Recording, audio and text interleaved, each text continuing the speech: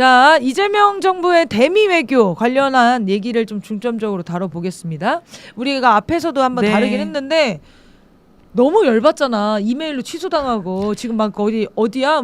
스코틀랜드? 스톡홀름? 스톡홀름에 있으니까 어. 뭐 와볼 테면 와봐 이렇게 해서 또 부랴부랴 스톡홀름 가고 아, 너무 굴욕적이잖아요. 집까지 찾아가고 이게 도대체 무슨 일입니까? 네. 그러니까 대한민국에게 모욕을 주고 굴욕감을 안겨주고 백기투항을 해라. 내가 이렇게 해도 너희 쫓아올 수 있어? 내가 이렇게 해도 너희의 인내심 괜찮아? 이런 걸 계속 시험하면서 이건 우리한테 모욕이라니까. 네, 모욕을 진짜 주고 있는 거예요. 네, 국민들 이 모욕을 니네가 견딜 수 있는지 해봐라. 국민들을 이렇게 굴복시키려고 하는 거예요. 우리나라 사람들을. 맞습니다. 그리고 이재명 정부를 제대로 길들이겠다. 이게 단순히 경제 수탈의 측면만이 아니라 향후 이재명 정부의 임기 동안 미국이 바라는 대로 정책을 펼쳐나가도록 지금 완전히 길을 꺾어놓겠다. 이런 느낌도 들거든요. 네. 근데 이재명 정부가 대미 외교를 잘 해나가야 되는 굉장한 기로에 서 있다는 생각이 듭니다. 대통령이 행정부의 기능을 잘하는 것도 물론 중요하지만 가장 중요한 게 외교라든지 그쵸. 국방이라든지 이런 데서 주권자의 의지를 받들어서 정책을 펼쳐나가는 게 또 중요한 거 아니겠습니까? 그런 데서 최근에 이재명 정부의 대미 외교에 우려 지점이 몇 가지 있어서 좀 짚어보려고 합니다. 일단 첫 번째는 미국이 방금 말했던 것처럼 노골적으로 모욕을 주고 행패를 부리고 있는데 항의를 하질 않습니다. 왜 항의를 안 해? 나 이게 너무 열받아. 그러니까 국민들은 항의를 하고 국민들은 분노를 표출하고 정부에게 당당히 맞서라는 주문을 계속하는데요. 네. 정부 차원에서 항의를 하질 않아요. 그러니까 이게 굉장히 잘못된 거죠. 그리고 항의를 하지 않는 것만이 아니라 긍정적인 것처럼 포장을 해줍니다. 아니 예전에 윤석열이 대통령실 도청 당했을 때 네. 윤석열이 그거 뭐라고 실드쳤었죠? 늘 아기가 없었다. 아, 김태효가 맞아, 그런 맞아. 이야기 하지 지금 생각해도 않았습니까? 어이가 없네. 도청을 하는데 아기 타령이 왜 나옵니까? 아기가 성이 있는 없었고 도청도 있어요. 원래 도청은 다 일반적으로 하는 거다라는 식으로 했어요. 내가 너를 너무나 사랑해서 널 도청했어. 이게 무슨 정신 나간 소리입니까? 그래서 국민들이 뭐라고 했습니까? 말이 되는 소리를 하라. 이건 항의를 해야 되는 거다라고 어떻게 했잖아. 이렇게 굴욕적일 수 있냐 이런 비판을 했었죠. 그때 근데 민주당에서도 마찬가지거든요. 비판을 많이 했습니다. 마찬가지거든요 지금. 네, 근데 지금 회담을 일방적으로 1시간 20분 전에 취소를 시켰단 말이에요. 그것도 이메일 딸랑 보내가지고. 그럼 항의를 해야 되는데 대통령실이 어떤 입장을 밝혔냐면 상호 호혜적 타결 방안 도출에 대한 의지를 제확인했다 이렇게 얘기를 했습니다. 도대체 미국이 우리에 대해서 어떤 상호 호혜에 대한 의지를 내비쳤습니까? 이런 입장 내는 사람은 누굽니까? 그 사람이 여왕구? 여기 배지단에? 대통령실이. 아 대통령실에서 위성락 낸 아니에요, 거라고요? 네. 대통령실에서 그러면은 위성락. 상호 호혜적 타결 방안 도출에 대한 의지를 어디서 확인한 건데요? 지금 이 협상의 어디에도 미국이 우리를 존중은커녕 상호 호혜로 접근하는 게 전혀 없어요. 없죠. 이건 강탈입니다. 강탈. 그래서 저는 이 입장의 문제점은 국민을 속이고 기만하는 거라는 거예요. 국민들이 지금 시시각각 보고 있지 않습니까? 트럼프가 우리 정부를 어떻게 대하는지, 이 미국의 일개 관리들이 우리 대한민국과 국민들을 어떻게 모욕하는지 시시각각 느끼고 있는데 상호 호혜적인 의지를 확인했다니 국민을 기만하는 거 아니겠습니까? 그러니까 이게 만약에 외교적 수사로 쓴다면은 매우 유감이다. 이 정도는 내줘야죠. 네. 항의는 아니더라도 매우 유감이다. 이건 외교적 결례다. 이 정도는 내줘야 되는 거 아닙니까? 그러니까 이시바도 이전에 깔보는데 참을 수 있나 이 정도 입장 발표했잖아요. 내줘야죠. 이 정도 내야죠. 네. 그럴 만한 사안이고요. 네, 그리고 두 번째로 우려되는 지점은 협상 내용을 정확히 제대로 공개하지 않고 있습니다. 아 이것도 문제야 진짜. 이 방송이 너무 좋다. 제만 같아요. 자 얘기 좀 해주세요. 또 약간 경례 시간인가요? 오늘따라 또 아주 마음에 들어. 왜 내용을 공개를 안 해? 그러니까요. 아니 미국에서만 공개를 하고 우리나라가 발표하는 내용이 하나도 없어요. 미국은 트럼프의 SNS 그리고 미국 언론들을 통해서 분명한 협상안을 공개하고 있지 않습니까? 8월 1일부터 상호관세 25% 때리겠다. 그리고 이거 낮추려면 548조 원 내놔라. 그 다음에 뭐 LNG라든지 쌀, 소고기, 뭐 농축산물, 셰일가스 막 몇 가지 요구사항을 제시를 했습니다. 뭐 엄청나게 뭐가 많이 올라가 있는 것 같아요. 네, 그래서 미국의 입장은 우리가 확인을 한 거예요. 그럼 우리 정부가 여기에 대응하는 입장은 뭐냐? 관세 25%에 어떻게 대응할 거냐? 뭐 이런 요구들에는 어떤 입장으로 임하고 있냐? 이게 명확히 안 드러나고 있다는 거죠. 그러면 이면 합의가 되는 거죠. 네, 정부 관계자의 입을 통해서 뭐 대통령실의 누구에 따르면 그러니까 불투명하게 자꾸 간간히 흘러나오긴 하지만 주요 대응책이 명확하게 국민들에게 제시되고 있지는 않습니다. 우리가 이렇게 싸우겠습니다. 국민 여러분. 저희를 믿고 함께 싸워 주십시오. 저희를 믿고 기다려 주십시오. 네. 저희를 믿고 이런 것들을 함께 해 주십시오. 이런 게 없다는 거죠. 그래서 한덕수가 권한대행 하던 시절에 미국과 비공개 협상이 관세 관련해서 하지 않았습니까? 그때 미국이 협상 결과에 너무 만족한다고 발표를 해가지고 국민들이 굉장히 불안해했잖아요. 그렇죠. 밝혀라. 도대체 무슨 합의를 했냐 그랬는데 한덕수가 끝내 밝히질 않았습니다. 근데 왜 비공개했습니까? 미국에게 뭐든지 다 퍼주었기 때문에 밝히질 않은 거잖아요. 국민들한테 욕 먹을까봐. 저는 지금 이재명 정부가 이 협상의 대응 지점을 정확하게 말을 하지 않는 거 이런 것들이 비슷한 맥락의 이유가 아닐까 좀 우려가 됩니다. 그러니까 이미 미국에게 너무 많은 양보를 하고 미국에게 뭔가를 이제 보장해주기로 이면 합의를 하고 있기 때문에 국민들에게 솔직하게 밝히지 못하는 건 아닌가 이런 게 너무 우려된다는 거예요. 너무 걱정되죠. 네, 그렇기 때문에 협상 내용을 공개를 해야지 국민들이 거기에 힘을 실어주고 맞설 수 있는 그 어떤 일치해서 일심 단결로 싸울 수 있는 게 생기는 거 아닙니까? 맞습니다. 우리도 내용을 알아야 이건 무리잖아. 이걸 왜 요구해? 라고 싸워줄 수 있는데 그거를 이면에서 따로 합의해버리면 결국 누군가는 희생양이 예를 들면 농민들. 네.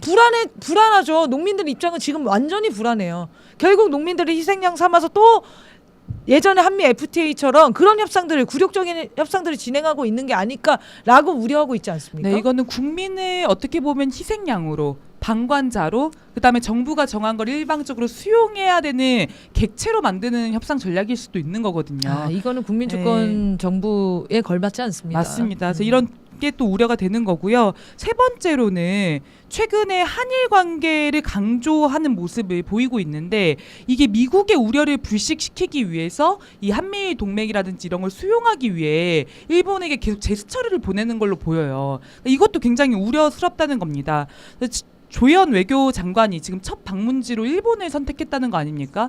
보통 외교부 장관들이 미국을 먼저 방문을 한다는 거예요. 네. 그리고 31일에 이제 미국을 방문하기로 되어 있는데 미국에 너무 많이 사람들이 가 있잖아. 굳이 안 가도 될 것 같아. 굳이 안 가도 될 것 같아.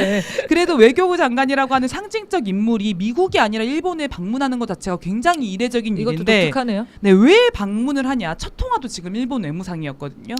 이게 이제 이재명 정부는 반일 정권이야. 한미일 동맹이 부정적이야 이런 인식을 미국이 계속 제기하지 않았습니까? 그러니까 이재명 정부가 거기에 맞서서 아니 일본이 우리한테 사과 안 하는데 당연히 그럴 수도 있는 거 아니냐. 우리는 일본과 군사동맹 못한다 자위대랑 이렇게 맞서야 되는데 그게 아니라 나는 반일 정부 아니야. 이런 이미지를 희석시키려고 지금 계속 일본과의 어떤 이런 관계 개선의 모습을 보이는 건 아닌가. 또 이런 우려가 드는 거죠. 조현 외교부 장관이 취임하기 전에 미국 먼저 꼭 찾을 필요 없다 이런 얘기 해가지고 되게 만족했었던 기억이 나는데 그게 일본 먼저 가겠다는 소리였는 배신감이 지금 너무 크게 듭니다. 그러네요. 생각지 근데 못했던 방문지네요. 어쨌든 우리나라한테 가장 중요한 이웃 나라는 일본이다 보니까 일본과 어떤 빠르게 협의를 해야 되는 문제가 있을 수 있다고 생각합니다. 물론 이 과정에서 뭐 굴욕적이라든지 이런 게 되면 문제가 되겠지만 방문한 것 자체가 굉장히 이례적인 상황. 근데 중요한 건 이 배경이야. 배경이 뭐냐면 중국 대만 전쟁에 한미일이 협력해서 군사적으로 참가하려고 하는 그 시점 아닙니까? 맞습니다. 이 시점에 일본을 만나러 가는 게 아주 걱정이 되는 거죠. 네, 미국의 핵심 요구 사항이기 때문인 것 같아요. 대만 전쟁에 한미일 군사 동맹이 적극 나서야 되는데 그러려면 한국과 일본의 관계가 개선돼야 네. 된다는 요구 아니겠습니까? 네. 그러니까 압박을 받았네. 네, 첫 한일 정상회담에서도 일본의 과거사 문제에 대해서 이재명 대통령이 언급을 안 했어요. 그러니까 계속 우려가 되는 거죠. 그러니까 일각에서는 윤석열의 대일 외교와 뭐가 다르지? 네. 이런 의문이 든다는 그렇죠, 겁니다. 그렇죠. 한미일 연합 군사훈련도 계속되고 있고 네. 그러니까 우려가 되는 지점인 거고요. 그래서 대응 기조를 좀 전면적으로 손볼 필요가 있겠다 이런 생각이 듭니다. 오늘 그 러트닝 미국 상무장관이 이런 얘기 한 게 언론에 보도가 됐더라고요. 이제 한국 측 사람들이 이 협상 타결을 원하냐 이런 걸 물어봤더니 자기를 만나기 위해 스코틀랜드 비행기를 타고 왔다. 진정으로 간절하게 원하고 있다. 한국 대표단이 얼마나 오만방자한 소리입니까? 맞습니다. 네, 그래서 안달이 나서 미국이 똥개 훈련 시키는 대로 쫓아다녀서는 절대 국익을 수호할 수가 없다라는 생각이 들고요. 맞불을 놓으면서 맞서야 된다. 25% 때리면 25% 같이 때리고 이런 맞불 정책으로 가야 되지 않나 이런 생각이 들고, 두 번째로 제가 좀 생각이 드는 것은 왜 이재명 정부가 이렇게 미국에게 일방적으로 끌려다니는 모양새로 외교를 하고 있을까? 저는 결정적으로는 국민에 대한 믿음이 지금 약한 거 아닌가 이런 생각이 들어요. 그러니까 국민에 대한 믿음이 약하면 대외 관계를 자주적으로 할 수가 없거든요. 왜냐하면 우리 국민들의 힘보다 미국의 힘이 강하다고 생각하니까. 우리 국민들보다 미국을 더 믿고 우리 국민들보다 미국을 더 두려워하기 시작하면은 대외 관계가 좀 굴욕적이고 굴종적인 방향으로 갈 수밖에 없습니다.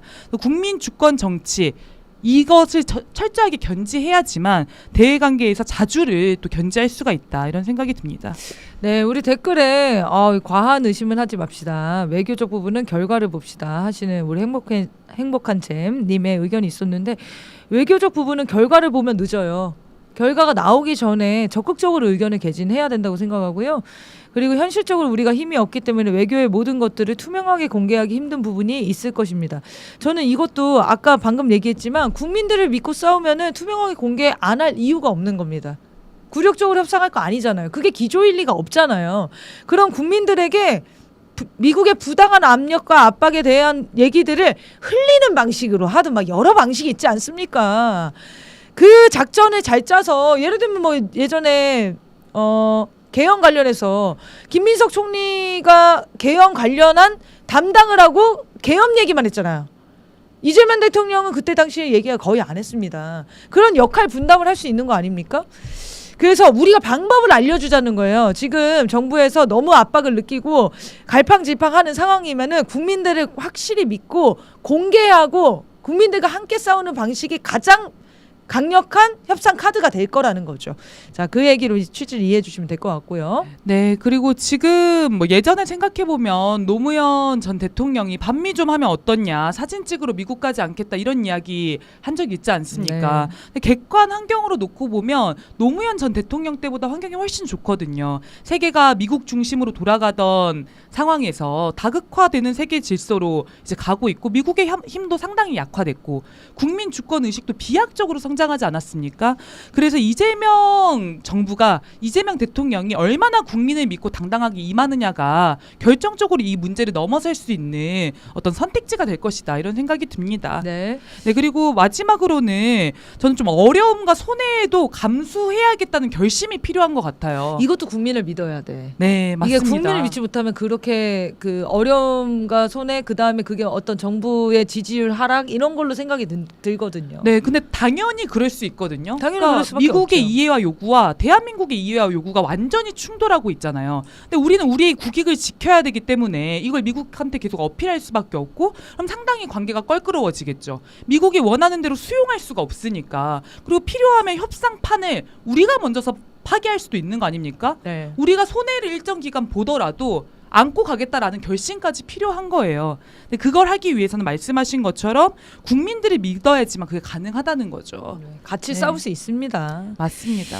자, 그 다음에 이어서 계속 해주시죠. 네, 그 다음에 이제 한미 의원 연맹에 대한 이야기를 좀 하려고 하는데요. 어제 아무튼 촛불에서도 이야기가 잠깐 나왔었던 것 같아요. 윤석열 그 구명운동을 곧이라도 할 것 같은 플라이트인가? 플레이트인가? 네, 플라이츠. 플라이트. 네. 근데 이 한미 의원 연맹이 도대체 어떤 단체이고 언제 왜 만들어졌는지부터 좀 짚어보면 좋을 것 같아요. 원래 있었던 단체가 아니었나 보네요. 네, 원래 네, 이번에 있었던 만들었습니다. 단체가 아닙니다. 그래요? 올해 3월에 만들어졌습니다. 그래서 2025년 3월에 한미 의원 연맹이 출범을 했고요. 민주당, 국힘당, 뭐 조국혁신당, 개혁신당 등등 포함해서 162명의 의원이 포함이 되어 있습니다. 절반이네. 굉장히 많죠. 네. 네, 그래서 한일 의원 연맹, 한중 의원 연맹이 그동안 있었는데 정작 한미 간의 동맹 국가인데 한미 의원 연맹은 없었단 말이에요. 이것도 되게 흥미롭다. 흥미롭죠. 근데 윤석열 파면 직전에 부랴부랴 출범을 했습니다. 2025년 3월이면 파면 한 달 전이지 않습니까? 네. 그러니까 이 출범이 우연한 건 아니라는 거죠. 이건 뭐 워킹 그룹 같은 거구나. 그래서 맞습니다. 정확히 네. 본질이 그런 것 같아요. 왜 갑자기 만들어졌을까? 저는 이제 동맹 이탈에 대한 우려가 크게 작용을 한 게 아닌가 싶습니다. 다극화되는 세계 질서 속에서 한국이 한미 동맹에서 이탈해서 국익 중심의 외교를 펼치는 것을 막아야겠다라는 생각이 강하게 작용하면서 네, 이런 한미 의원 연맹을 발족하게 한 게 아닌가 싶고 조셉 윤 그 미 대사들이 출범식에 참여를 직접 했습니다. 미국의 의중이 반영되어서 꾸려졌다는 걸 알 수가 있죠. 근데 그 자리에서 조셉 윤이 뭐라고 했냐면 미국의 가장 큰 경쟁국은 중국이고 한국의 입장이 미국의 입장과 완전히 일치될 필요가 있다. 이렇게 입장을 피력을 했습니다. 우리와 무조건 한 배를 타고 끝까지 가야 돼. 이걸 강조하기 위해서 한미 의원 연맹을 발족시켰다. 이런 생각이 좀 들고요. 이제 두 번째로는 민주당이 친미의 길에서 이탈하지 않게 관리하고 국힘당에게 힘을 실어주는 차원에서도 이 의원연맹을 만든 것 같습니다. 그러니까 이제 그 시기로 보면 내란에 진압하고 민주당 정부가 들어설 확률이 굉장히 높은 상황이었잖아요. 네. 근데 이제 그렇게 되면 민주당이 미국의 요구와 다르게 갈 가능성이 높다고 보았기 때문에 이걸 사전에 좀 관리를 할 차원이 있지 않았나 싶은 거고. 그리고 이 당시 민주당도 그 미국의 지지를 얻고 싶어 했거든요. 맞습니다. 네, 대통령이 되기 위해서는. 그러니까 네. 더 적극적으로 참여를 할 수밖에 없었겠네요. 네, 그리고 국힘당 입장에서는 어쨌건 내란 정당으로 회산되어야 할 위기에 있었는데 이 한미 의원 연맹에 같이 묶이면서 마치 국정의 동반자인 것처럼 막 웃으면서 사진 찍고 난리도 아니었었잖아요. 나경원이 손잡고 다니더만 다른 사람들 만나가지고. 네, 그래서 이 출범의 의도 자체, 배경 자체가 굉장히 좀 우려스럽다는 겁니다. 네. 근데 이번에 이 플라이츠를 미국에 방문해가지고 만난 거잖아요. 근데 이 플라이츠가 이번에 뿐만이 아니라 파면 전날에도 한국에서 민경욱을 만나서 대담을 했더라고요. 아, 이건 아, 뭐 우리나라에 왔어요. 아, 네. 원래 미친 자구나. 그래서 4월 3일이에요. 트럼프 최측근으로 꼽히잖아요. 네. 윤석열이 4월 4일에 파면되지 않았습니까? 네. 근데 플라이츠가 4월 3일에 한국에서 포럼에 참여해서 이런 이야기를 했습니다. 윤석열이 대통령으로서 좋은 일 정말 많이 했다. 네. 중국이 한국의 선거에 내정 간섭하고 있다. 이런 얘기를 하고 윤석열 탄핵 정국에 대한 의견을 물으니까 트럼프 대통령이 탄핵 문제만 잘 해결된다면 윤석열 대통령과 이야기하고 싶다고 한 적이 있다. 이 얘기를 파면 전날 네. 공표를 한 겁니다. 그러니까 네. 모스탄이 한국 방문한 거랑 비슷한 맥락인 그러네요. 거죠. 네, 그리고 이때가 이제 그 헌재에서 뭐 파면이 나냐 안 나냐 우리 국민들도 마음 졸일 때인데 여러 사람들이 만나서 정보를 수집하고 다녔다고 이야기를 합니다. 헌재에서 어떤 결과가 나올지. 근데 네. 뭐 아직 잘 모르겠다 이렇게 얘기를 하던데요. 네. 그러니까 이 플라이츠라는 사람을 최근에 한미 의원 연맹이 만났다는 것은 트럼프가 여전히 윤석열을 비호하고 내란 세력에게 힘을 실어주려고 한다는 거, 친미 세력을 다시 한번 결집시키려고 하는 그런 의도가 드러난 게 아닌가 싶습니다. 그러네요. 네. 아, 굉장히 오랫동안 활동했던 사람이군요. 네, 굉장히 흥미롭더라고요. 그러니까 이렇게 사실 민주당 뿐만 아니라 국힘당뿐만 아니라 민주당이나 야당들이나 미국이 끊임없이 영향을 주려고 애를 쓰고 있습니다. 여러 가지 직함들과 사람들을 활용해서 이 미국의 압박을 대대적인 이 압박을 막을 수 있는 방법은 진짜 똘똘 뭉쳐서 자주의식으로 똘똘 뭉치는 수밖에 없어요. 맞습니다. 미국이 강한 나라기 때문에 우리는 힘이 없어서 어쩔 수 없이 굴복해야 돼. 이 사고에서 벗어나야 됩니다. 어쩔 수 없이 힘이 없어서 굴복해야 된다면 그냥 평생 그렇게 살아야 되거든요. 근데 우리나라가 그 정도 저력이 없습니까? 저는 충분히 가능하다고 보는데.